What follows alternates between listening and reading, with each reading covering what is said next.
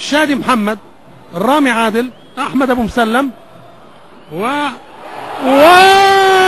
هدف البداية القاتلة، البداية الصاعقة مع الهداف القناص محمد ابو تريكة. الحمراء رمية التماس، هذه الجول الجميل بين وائل وبين امير صلاح.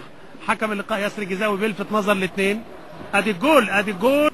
المباراة يوم الخميس.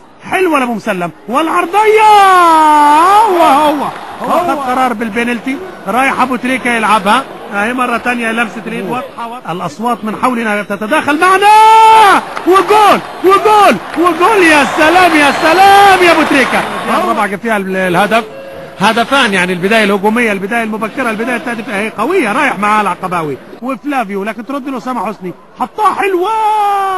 يا سلام يا تريكة يا سلام يا سلام. وكأنها ركلة جزاء وعمرو